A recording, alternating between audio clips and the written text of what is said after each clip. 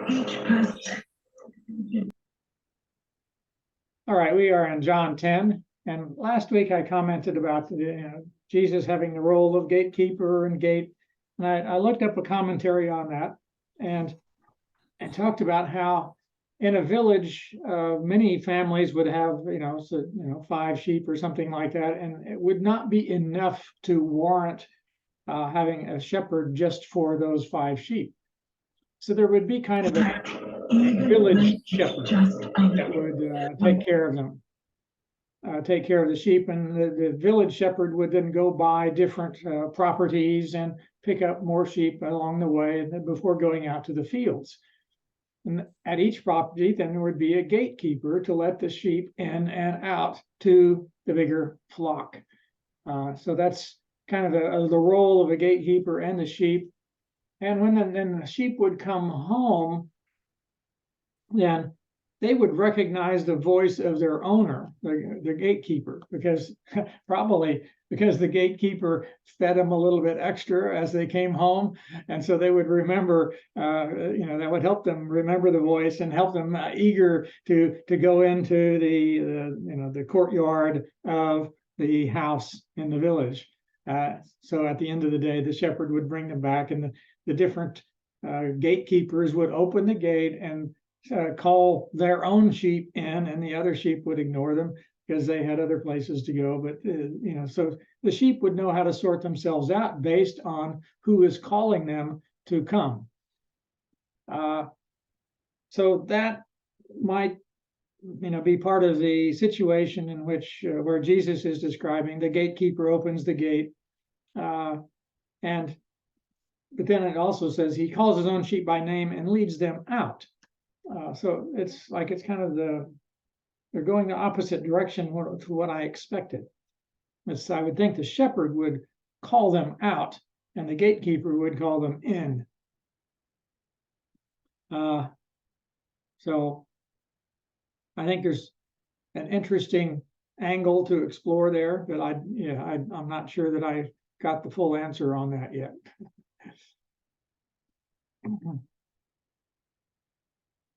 But it does make sense that these little households would have a few sheep each, or mainly for wool, and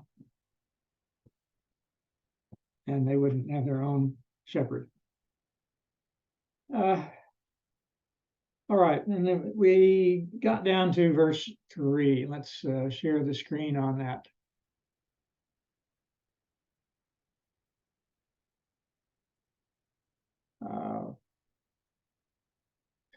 Okay, and verse 4 starts out with, when he has brought out all his own, it sounds like he's talking about the shepherd, even though the reference of the pronoun there seems to have shifted without warning. And when he's brought out all his own, he goes on ahead of them. That sounds like a shepherd. His sheep follow him because they know his voice. But I suppose it could refer to a gatekeeper calling them into the courtyard. That those sheep will never follow a stranger. In fact, they'll run away from him because they did not recognize a stranger's voice. So Jesus is using this kind of everyday village occurrence as a metaphor for people listening to him, and how those who God appoints to follow Jesus will indeed follow him. They will recognize the voice of Jesus. They'll recognize in Jesus that what he is teaching is the teaching of God, and they will then follow him.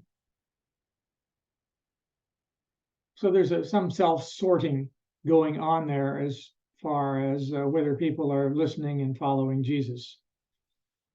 Verse 6 tells us Jesus used this figure of speech, but the Pharisees did not understand what he was telling them. And sometimes his disciples didn't understand that either. Not too unusual there.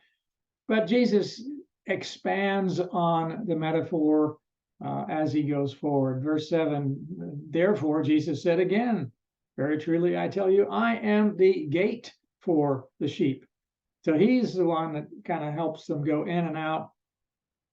In a field, they could have a kind of a partial rock fence enclosure for the sheep, and sometimes they could have a gate of logs, but sometimes just the shepherd just lay down in the gateway, and he was the gate, and the sheep wouldn't jump over him, and presumably the predators wouldn't jump over him either, and he was standing, sleeping in the gap to help protect the sheep. So that a person could be a gate, but Jesus could also be referring to using a metaphor as a wooden gate, comparing it to himself. He's the entry point for the sheep. Verse 8, all who have come before me are thieves and robbers. Well, who does he mean there, all who have come before me? There were lots of people in Israel's history that came before him, and some of them were thieves and robbers, but others were not thieves and robbers. So I don't think he's referring to all of Israelite history there, but he might be referring to those people who claimed to be agents of God, claimed to be messiahs,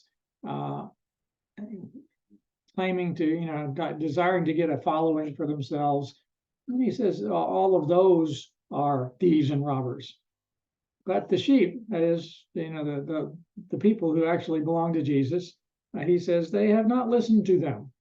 Somebody listened to them, but Jesus, in this metaphor, is saying that, no, my people haven't listened to them. They listened to me.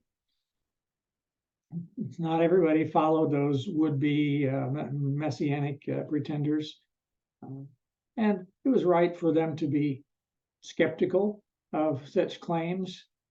But when they hear the voice of Jesus, not his vocal qualities, I guess, but what he's saying is to ring true to them, ring desirable to them. That this is the way that God is. This is the kind of God that we really adore, love with all of our heart, mind, soul, and strength, because this is the kind of God that Jesus is talking about. So he repeats there, I am the gate, and one of these I am sayings. Whoever enters through me will be saved.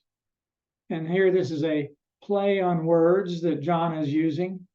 The word for be saved was kind of a common word for, it could be used for rescuing a people in a shipwreck, as it's used in the book of Acts, that they were saved from the shipwreck. It could be rescued from any kind of physical danger. A lot of the Old Testament uses of this, of the corresponding Hebrew word, are people who are saved in battle. They were rescued. Here, John is kind of comparing it, or Jesus is comparing it to the person who enters the gate will be kept safe. That's what happens for the sheep. They'll be kept safe by entering through the gate and being in the sheepfold. But here, he's using the word is also used for spiritual salvation too. So there's a dual level meaning for the word here. And the translators couldn't get both meanings in the same word, so they put one in a footnote. They'll talk about saved, which for Christians who read this translation, NIV, they will think of spiritual salvation, but the footnote will tell them that the word can also mean a physical safety as well. So there's that play on words. The sheep who belong to Jesus, they will come in and go out and find pasture. Things will be happy for them. In contrast, the thief comes, and he doesn't identify here who the thief is, but the thief comes only to steal and kill and destroy. I have come In contrast, Jesus came that they may have life and have it to the full. The thief probably refers to Satan, but let's see, he said those who came before him were thieves and robbers. So, they're human thieves as well. And when he says that at the last part of verse 10, that they will have life and have it to the full. Commentators there also see two levels of meaning in what it means to have a full or an abundant. Some translations have an abundant life. We can have an abundant life in this age by having a rich, rewarding life, meaningful life, or we can have a full and abundant life in eternity. Full in the sense of certainly a quantity. A full life in this age is mainly one in terms of quality, not that we live any much longer than non-believers do. It's not talking about length of life in this age. But he's talking about some kind of quality that we can have peace, we can have more loving relationships, a better quality of life. But we also have to admit that some people are killed for their faith shortly after they come to faith. In some nations, the persecution can be that severe. And he's not promising everybody that they'll have an easy life in this age, or have lots of wealth and possessions, or have an extra long lifespan. I think he's mainly pointing to the future, that we will have these things in both quality and quantity in the age to come. And that's where Jesus is really pointing us. Any comments from you regarding all of the above?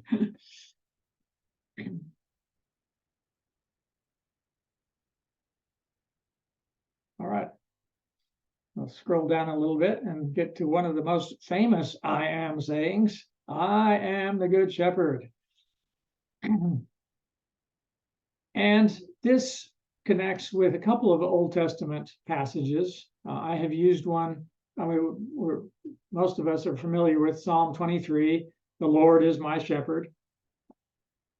This metaphor of shepherd was used in ancient Israel for God and for kings, and it was also used even in pagan societies, even though shepherds, as a general rule, were not a well-respected class of people, because they were nomads, they were shifty, and some of them stole things as they moved around, and they would let their sheep accidentally forage in the crops and things like that. So shepherds as a group of people were not well respected, but yet both pagans and Jews could refer to their political leaders as shepherds. Ezekiel 34 does this. And in this passage, God is calling himself a shepherd. This is what the sovereign Lord says. I myself will search for my sheep and look after them. As a shepherd looks after his scattered flock when he is with them, so I will look after my sheep. I will rescue them. So God is presenting himself as a shepherd. A little later in Ezekiel 34, he talks about the shepherd. He says the shepherd will be David. Like the shepherd is God and the shepherd is a human. And this is fulfilled in Jesus because Jesus is both God and a descendant of David. So that kind of ties in really well there. Jesus is using this, and in the Jewish culture, their literary history, the good shepherd is God, as Ezekiel 34 would say. This is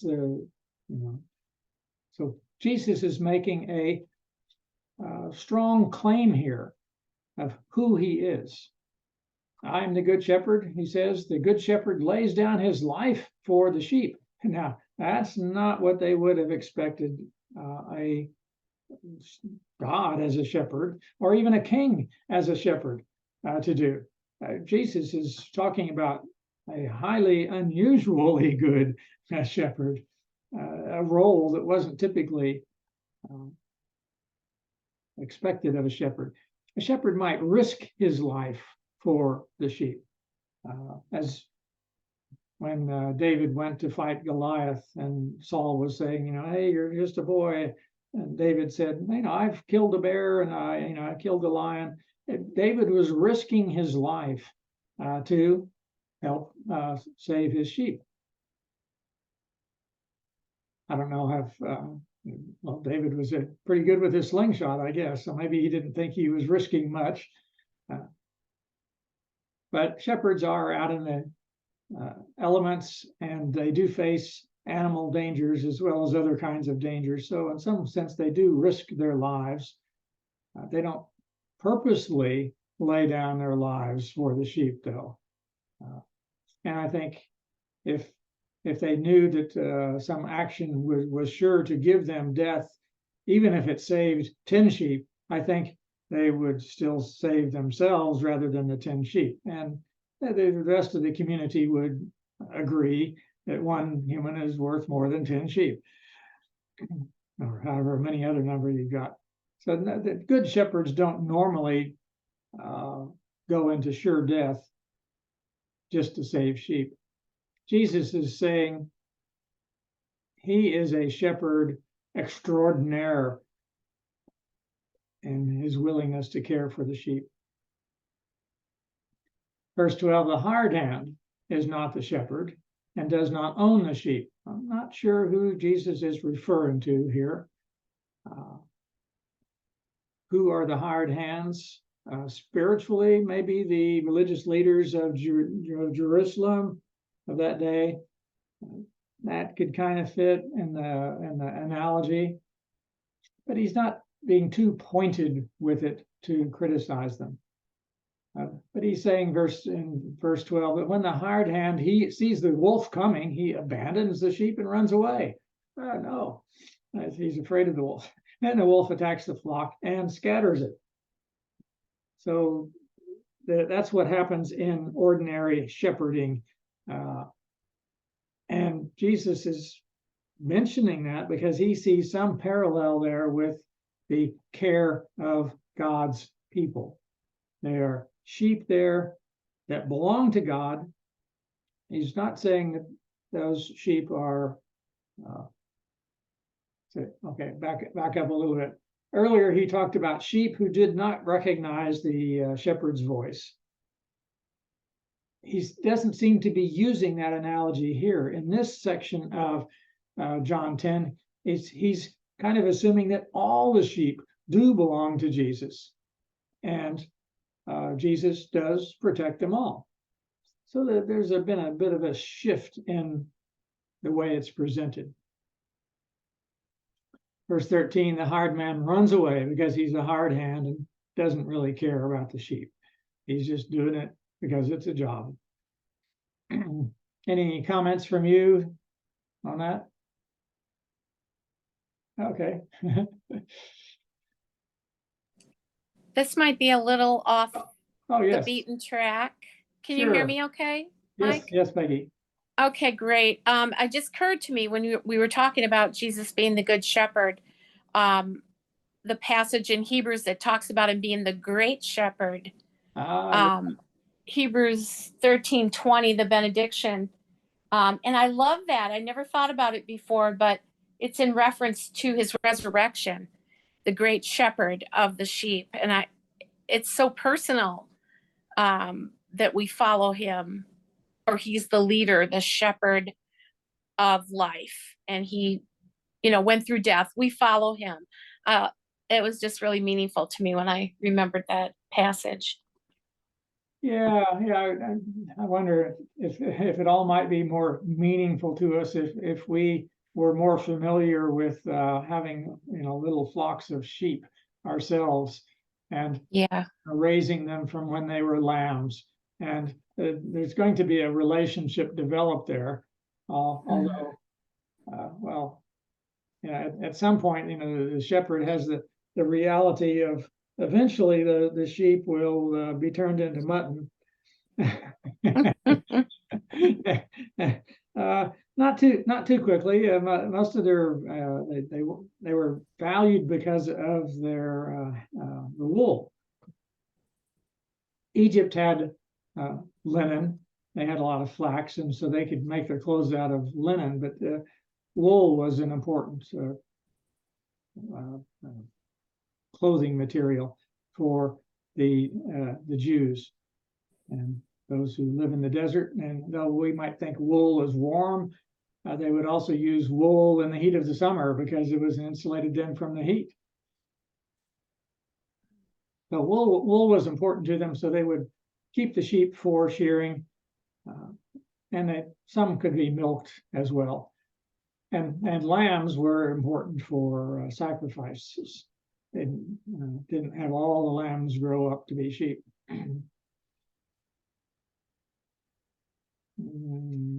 Anyway, yeah, we've got the shepherd has a relationship with the sheep, and the sheep recognizes voice. It says nowadays we've got we'll have shepherds that have really, really big flocks of sheep, and there's got some sheep station out in Australia that's got 1,000 sheep, and I don't think they're going to know them all by name. The sheep may recognize the voice of the shepherd, but the shepherd's not going to feel the same about each of those particular sheep.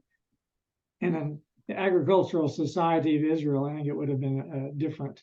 And so Jesus is using this as an illustration that people could relate to. They were, even if they didn't have any sheep themselves, they would have seen it in their villages. So it's kind of an everyday occurrence. And Jesus is putting himself in that position. Yes, Fermi. Sorry, I can just go back. There is one particular statement where, sometimes I understand metaphors. Sometimes they get confusing and they're mixed, where Jesus says, I'm the gate. Jesus says, I'm the good shepherd. And then there's this sheep that are called, and then they get into the courtyard, right? But then there's a statement where it says, and they get in and then they go out. So they get in. I thought they getting into the kingdom, and then it says, then they go out, right? Where's that verse? It's before. So I guess the key there is the epicenter of the whole thing is Jesus Christ. The whole thing. You may go out, you may be in the world right now, but if Christ is in you, you are in the gate. You are in the kingdom, right? But the way it is said is that, okay, the gatekeeper calls them, they get in, but then it says they get in and then they go out to find pasture. So that kind of metaphor, what? I thought the getting in is getting in the kingdom. Now they're going out, but yeah, that's verse 9. Yeah. I'm glad you noticed that. Yeah, we don't want to build too much of analogy on being in the kingdom. The important point is to be with the shepherd. Exactly. Yeah.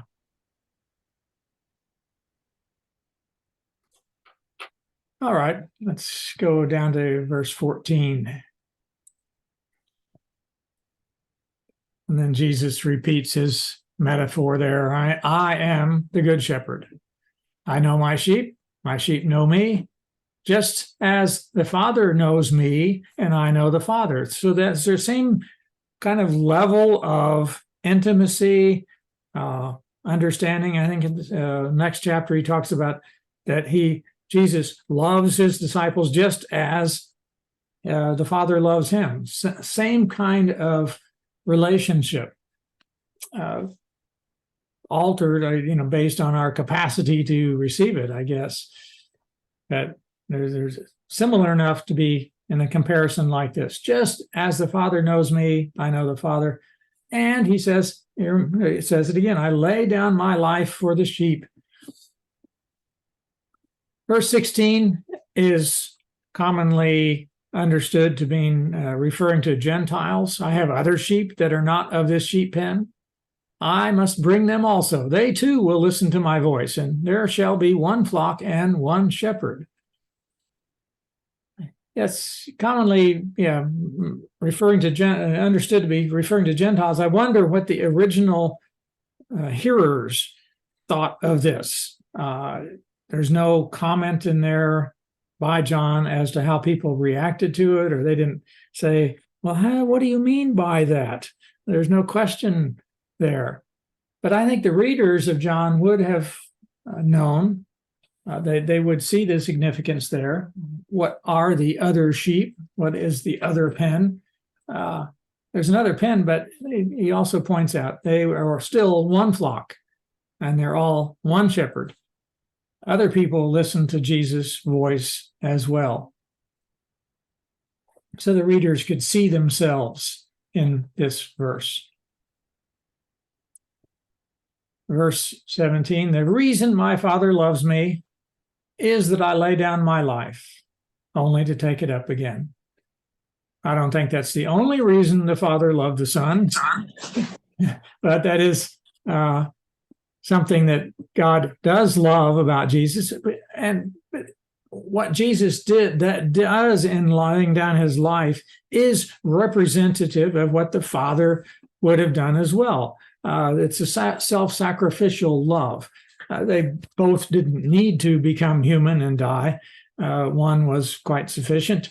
But they both are expressing the same kind of love in what Jesus did.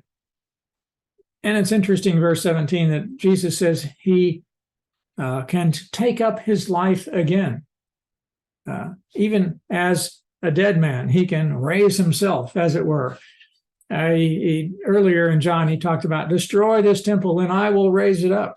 A couple of places there where Jesus' resurrection is attributed to the action of Jesus himself. Even though he is dead, he somehow is able to bring this about. Other places talk about God raising Jesus from the dead. And that's a little easier to understand.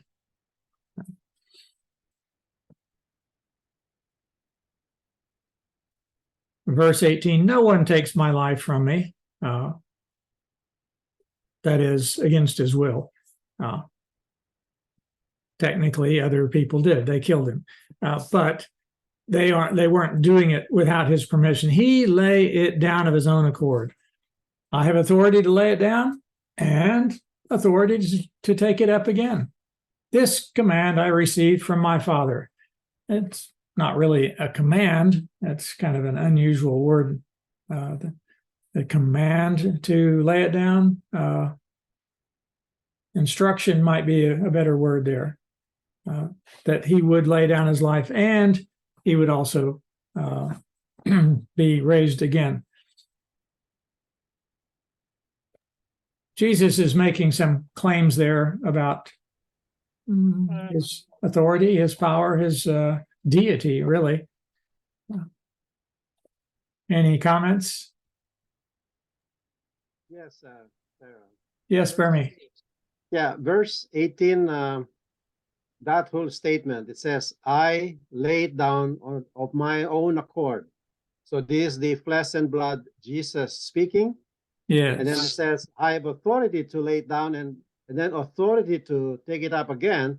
Now the flesh and blood is dead, but then he refers to the triune God, as far as that is the case.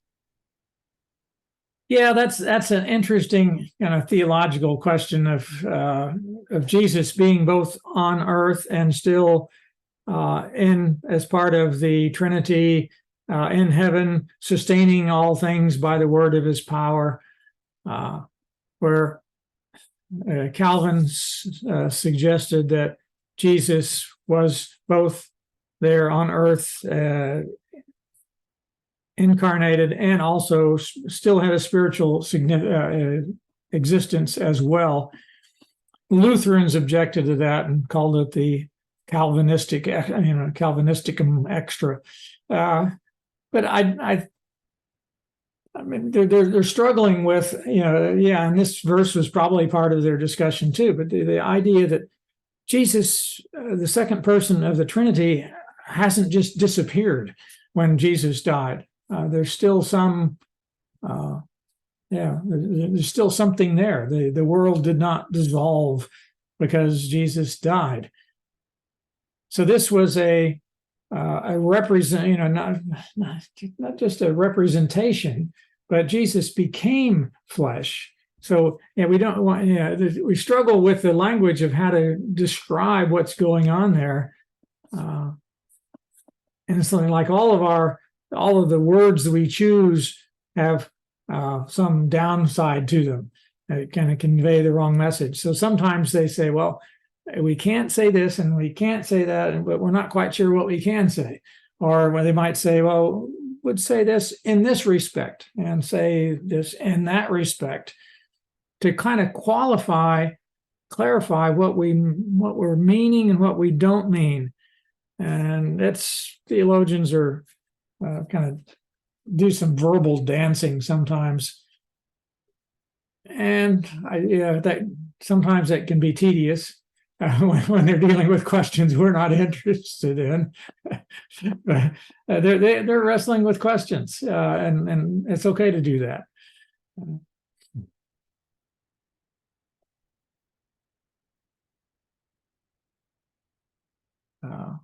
All right, let's look at verse 19. The Jews who heard these words were again divided. It's a theme that we have seen earlier in John. Some believe, some don't. Many of them said, he is demon-possessed and raving mad. It's like, we don't understand what he's talking about, or he's making claims that are preposterous. How can a dead man raise himself? Well, why listen to it?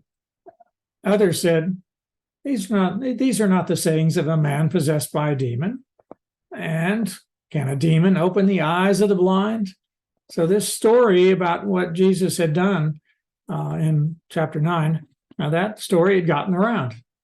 That made an impression on people. Jesus is doing great works.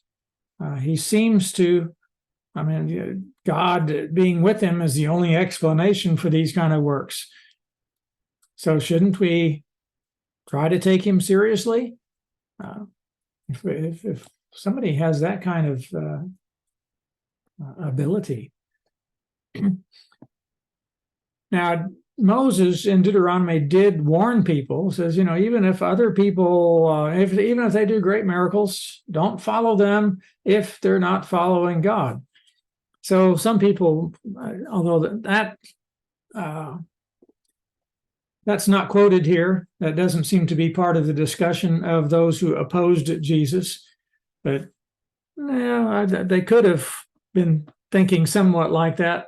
But they were thinking it too rigidly. It's like they were thinking, if Jesus doesn't conform to our explanations, if he doesn't agree with us, then he's wrong, no matter what he does. They were not willing to reconsider their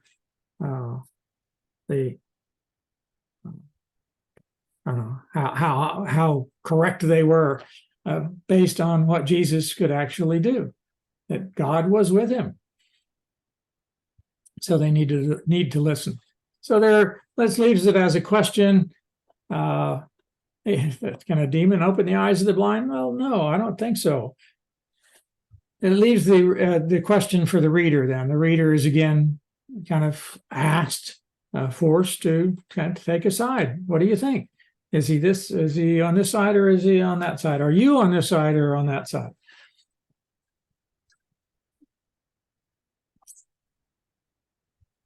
Any comments there? So, Yes. Pastor Mike, Yes, Bernie. so can we answer that question? Can a demon open the eyes of the blind? Or does that mean they cannot?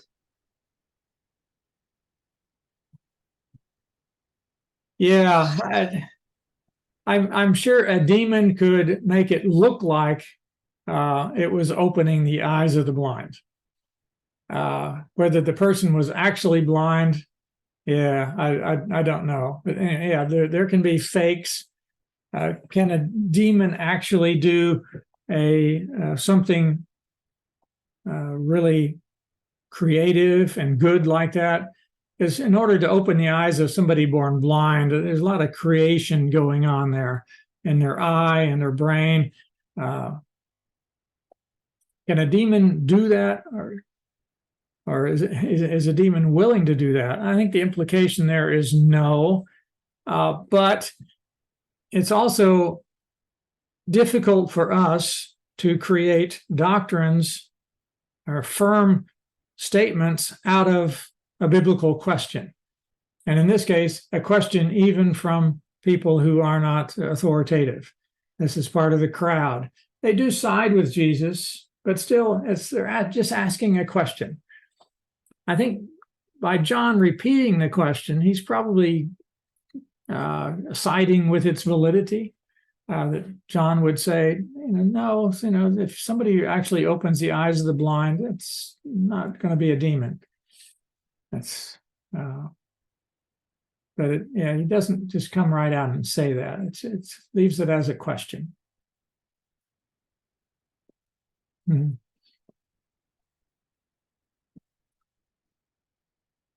Verse 22.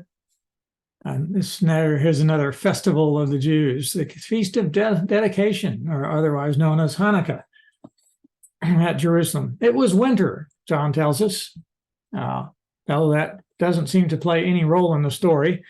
John sometimes tells us details that it's like, well, he was there. He remembered it. He's just describing the story. And in many other places in John, he'll tell us numbers. There was so many miles here, or so many fish there. The numbers don't necessarily have any significance. John counts, or at least starts counting miracles. He tells us how many water pots there were. Little details like that are not necessary, but yet are the kind of indicators of somebody just telling a story that, they were there, they saw it, they're just describing the scene. Anyway, Hanukkah comes in winter, and Jesus was in the temple courts, walking in Solomon's colonnade. Supposedly, are on the east side of the Temple Mount, the area where Solomon's temple, or the mount, the platform that held Solomon's temple.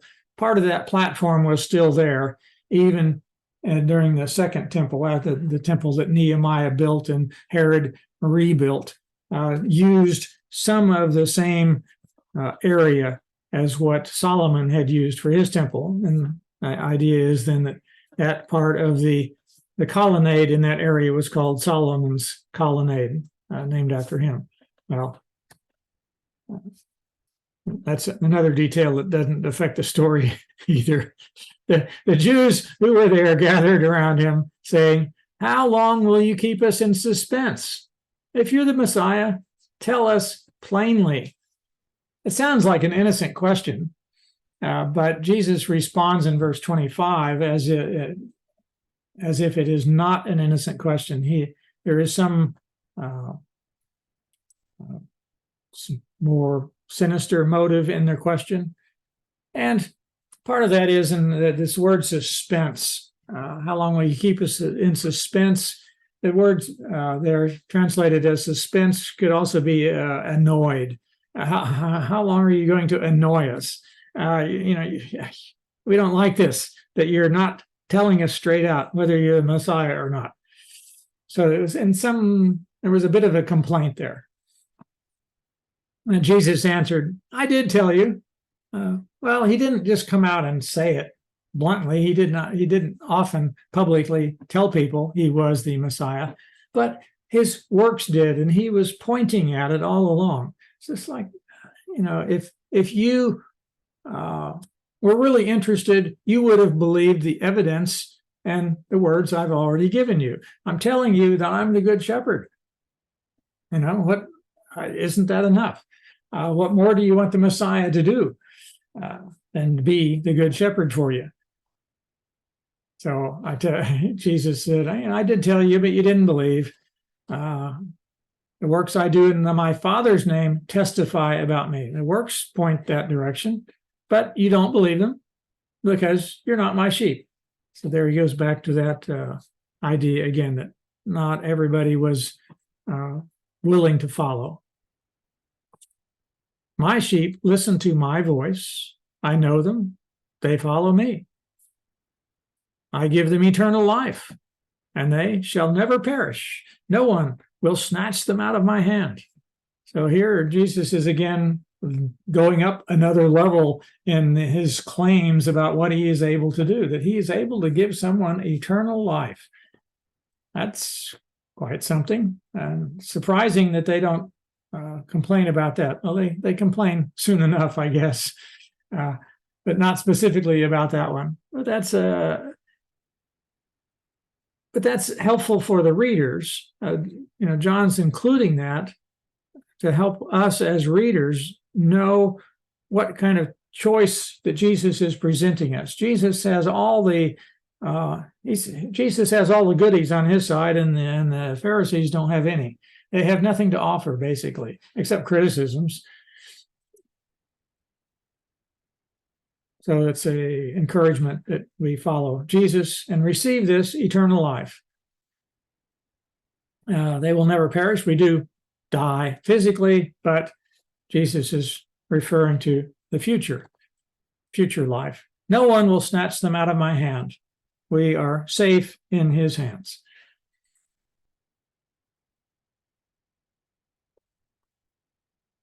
Verse 29, my Father who has given them to me, Father gives these sheep, is greater than all.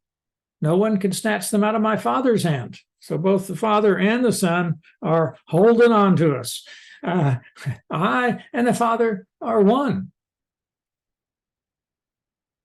That could be read as a kind of a innocuous comment. Says, oh, yeah, we're in agreement in purpose. But the Jewish opponents see through this one. They don't take it that way. They take it as a claim to being more at one than just in agreement. Verse 31, again, his Jewish opponents picked up stones to stone him. Jesus said to them, I have shown you many good works from the Father. For which of these do you stone me? We are not stoning you for any good work, they replied, but for blasphemy, because you, a mere man, claim to be God. So they read this statement, I and the Father are one. They understood that to mean that Jesus was claiming to be God. And I think John is reporting this in agreement with that conclusion as well. In what Jesus says, I and the Father are one, there is a great, it's in the most significant way possible that Jesus and the Father are one. Any comments?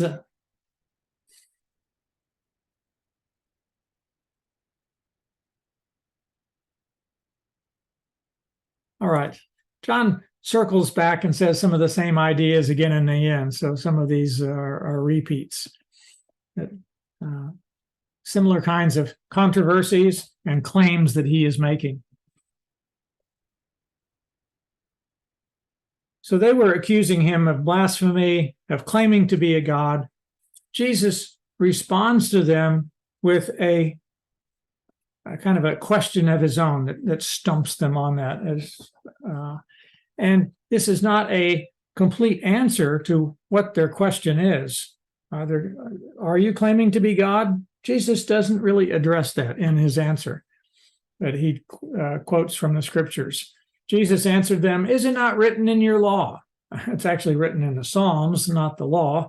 I have said you are gods. That's Psalm 82, verse 6. I said you are gods. And the translators put quote marks around that, lowercase. It's the Hebrew word for Elohim, normally used for God, but here it is used, as verse 7 says, it's used for somebody who is mortal. It certainly is not being used for God. So the psalm is telling them, you will die like mere mortals. You'll fall like every other ruler. This term Elohim, and the origin of the word refers to power, so it can refer to mighty ones. And that's what it seems to refer to here, like rulers, people who think they are important. Maybe they set themselves up as gods. Maybe not in that using the same word, but in effect, claiming the as much authority as God. And the psalm is saying, no, you call yourself gods, but you're not. You're going to die. So Jesus is using that phrase, that little phrase from Psalm 82 to put back into his opponents, debating with them. Says, look, verse 35, if he, God called them gods, to whom the word of God came, and scripture can't be set aside. We can't just throw it out as wrong.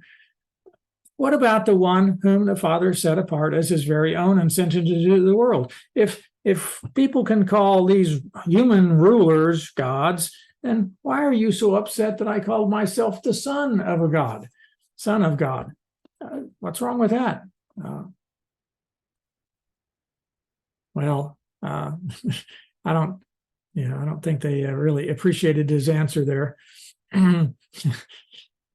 Verse 37, do not believe me unless I do the works of my Father. So he's pointing to the works he was doing. But if I do them, even though you do not believe me, believe the works, so that you may know and understand that the Father is in me and I in the Father. So let those works testify to you of his own authority, that what he's teaching is of God. So they need to pay attention to what he's saying, even if they don't trust him personally. The works should have pointed them, given them more respect for what he was saying. But verse 39, again, they tried to seize him, but he escaped their grasp. It was not yet his time. So there's this little controversy story.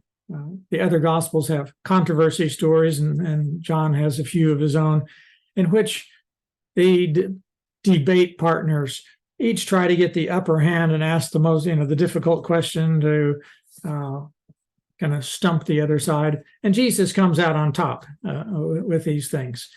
He is asking them questions that they can't answer, and it just makes them angry, I guess. So they are set in their ways. Any comments?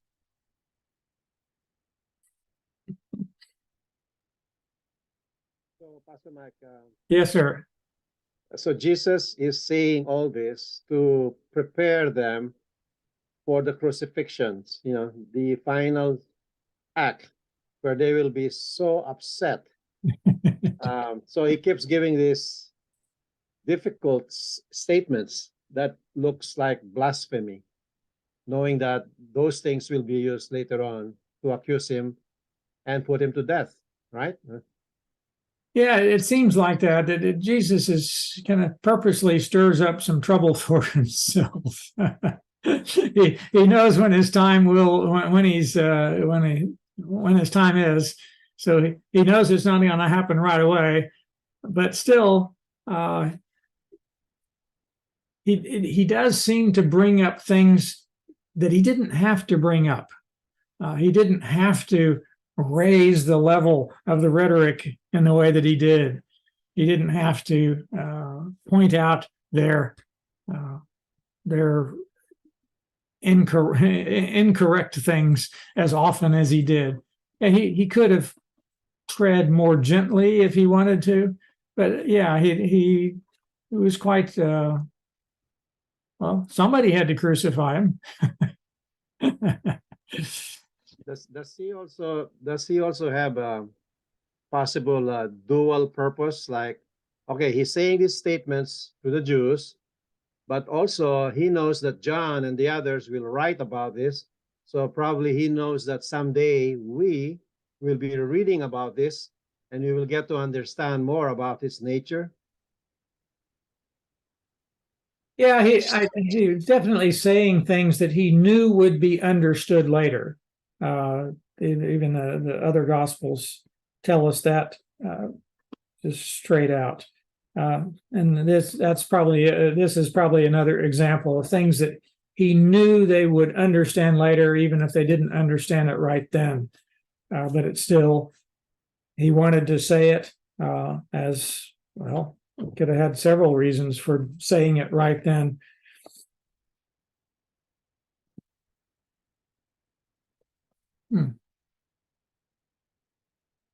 But like just that earlier comment, so I have other sheep that are not, but I'll bring them in.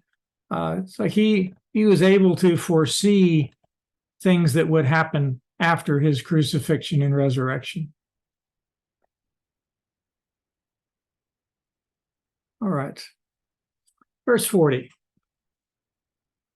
Then Jesus went back across the Jordan to the place where John had been baptizing in the early days. So it's kind of like bringing us back to where it began. It's kind of starting to wrap it up. And in some ways, the story is starting to come to its conclusion, even though we're only halfway through the book. There's several levels or layers to the conclusion, and it happens in stages. But at least here, it's kind of literarily, it signals that one section's kind of done.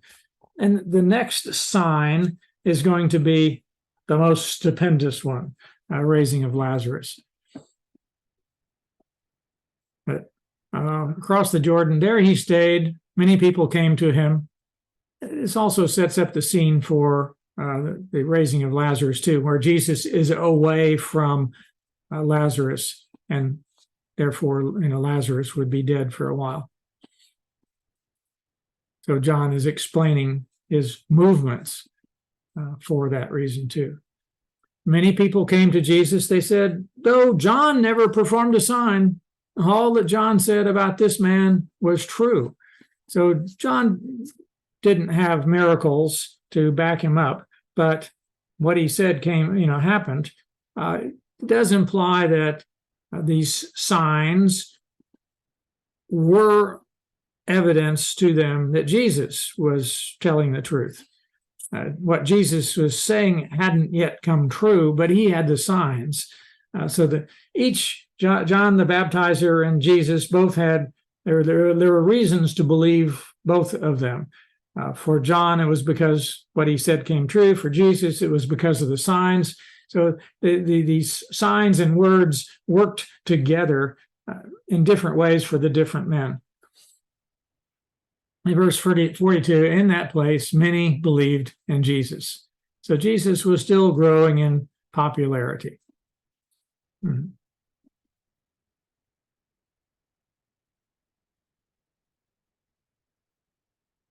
Chapter 11, the death of Lazarus, and the raising of Lazarus.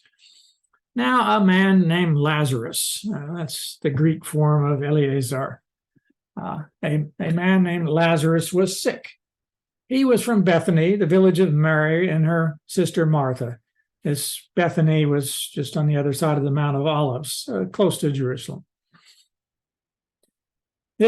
Verse 2, this Mary, whose brother Lazarus now lay sick, was the same one who poured perfume on the Lord and wiped his feet with her hair. John has not told us this story.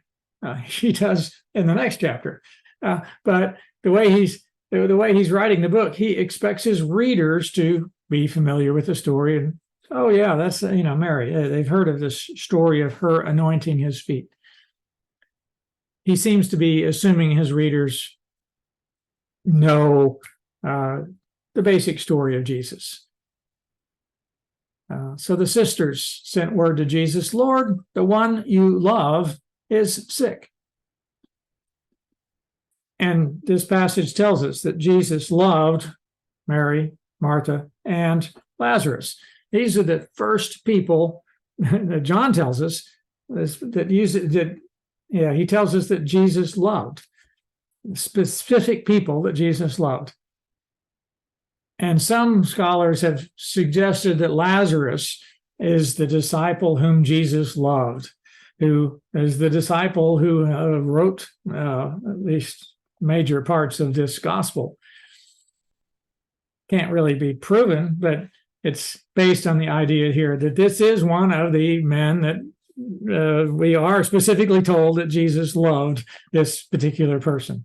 He loved Lazarus and Mary and Martha. So there was a close relationship there, kind of a family away from home that he seemed to have spent a lot of time with. Any comments? We're right out of time. Is that common thing where writers have this parenthetical thought they insert it, like verse 2? Yeah, I think it's kind of common that they will explain things. Like Mark will mention that, use a Aramaic word, and he'll mention what that means in Greek, or he'll give the name Peter, Cephas, and oh yeah, that means the same as Peter. Here earlier, they had this festival of dedication, and John tells us, oh yeah, that was winter. The translators didn't put that one in parentheses, but there is kind of a word of explanation. There is sometimes difficulty in knowing which words of explanation are of the author and which were of Jesus. So they have to make decisions on who's saying what and where should the ending quote marks be and where should the parentheses be. It's sometimes clear, other times not.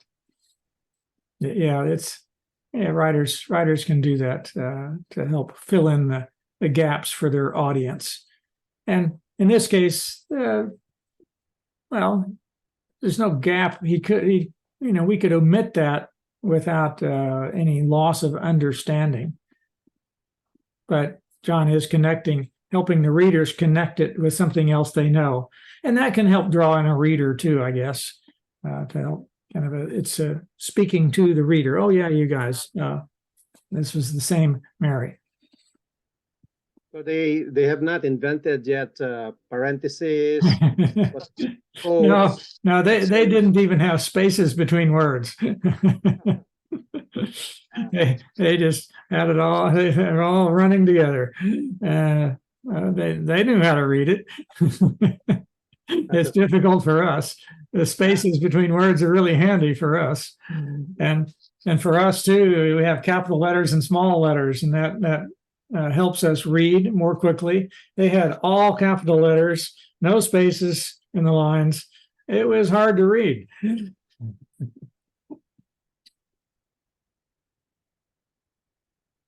Yeah. All right. Well, let's stop the screen share, stop the recording.